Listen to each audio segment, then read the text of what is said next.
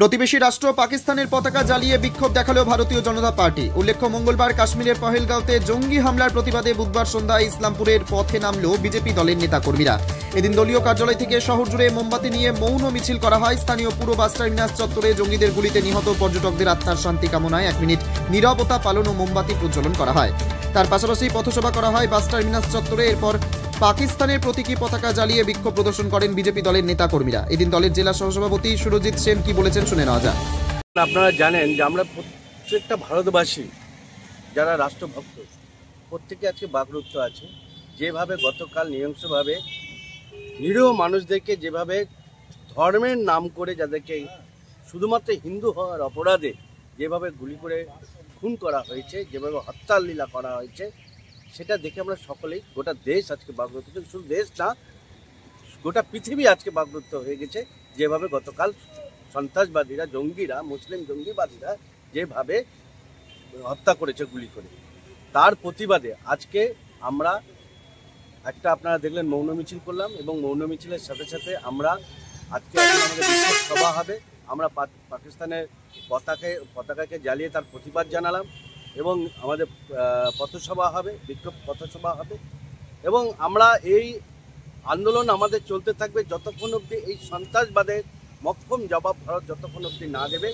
আমরা দেশের সরকারের কাছে আবেদন রাখছি যে প্রধানমন্ত্রীর কাছে, স্বরাষ্ট্রমন্ত্রীর কাছে, যে সন্ত্রাসবাদের জন্মদাতা যে দেশ, সেই দেশকে গোটা ভারতের দাবি এটা যে পৃথিবীর নকশা থেকে তাদেরকে মুছে ফেলা।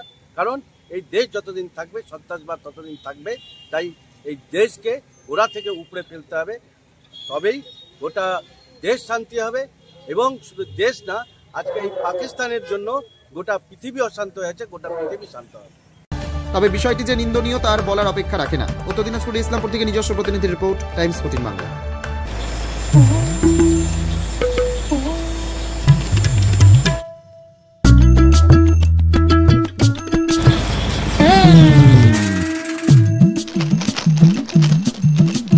এবারে গরমের হাত থেকে বাঁচতে রিলায়েন্স ডিজিটাল থেকে নিজের জন্য একটি এসি নিয়ে আসুন শুধুমাত্র 1 টাকায়।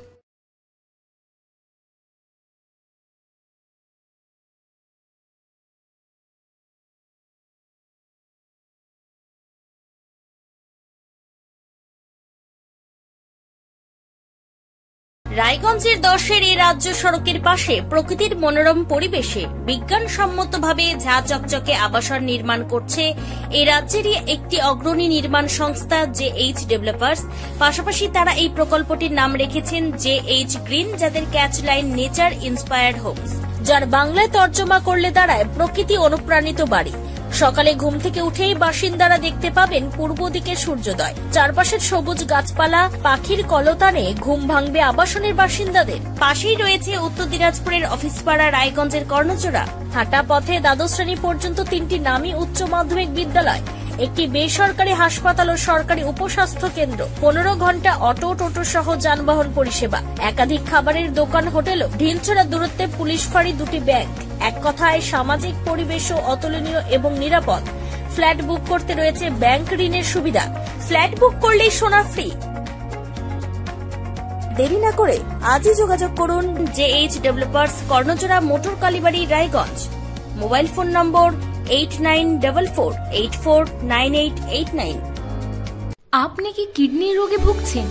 তাহলে আর দেরি না করে আজই আসুন আপনার এলাকার একমাত্র বিশ্বস্ত প্রতিষ্ঠান জীবন রেখাতে। এখানে বিশেষজ্ঞ নেফ্রোলজিস্ট ডাক্তাররা লেজার ট্রিটমেন্টের মাধ্যমে রোগীদের সমস্ত ধরনের কিডনির এবং প্রোস্টেটের অপারেশন করে থাকেন। রোগী দেখছেন nephrologist doctor Arkaprava Chakraborty, SSKM hospital, Kolkata. Doctor Sunil Kumar, Apollo hospital, Kolkata.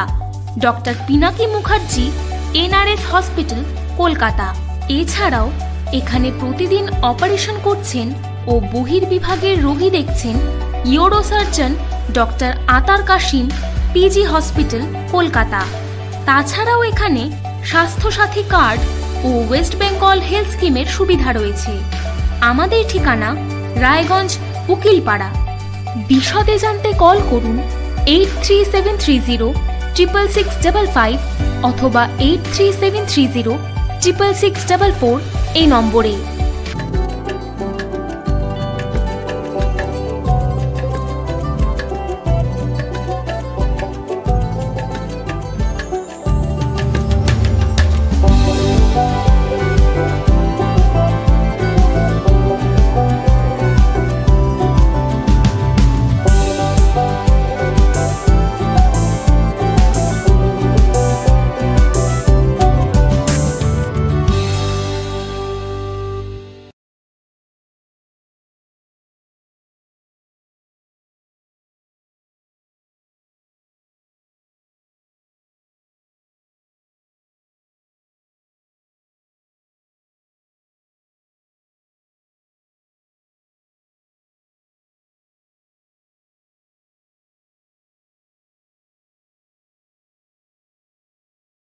আপনি কি চাকরি পরীক্ষার্থী? চাকরি পরীক্ষার বই খুঁজছেন? তাহলে আজই চলে আসুন সৌর বুক অ্যান্ড ম্যাগাজিন সেন্টারে। এখানে BSc, WBCS, bank, rail, ICDS, nursing, ANM এবং জিএনএম সহ কেন্দ্রীয় ও রাজ্য সরকারের সকল চাকরির পরীক্ষার বই ও ম্যাগাজিন পাওয়া যায়। আমাদের ঠিকানা খড়িমোড়, মোহনবাটি, রায়গঞ্জ। বিস্তারিত জানতে যোগাযোগ করুন 9002904090 অথবা 9434347016।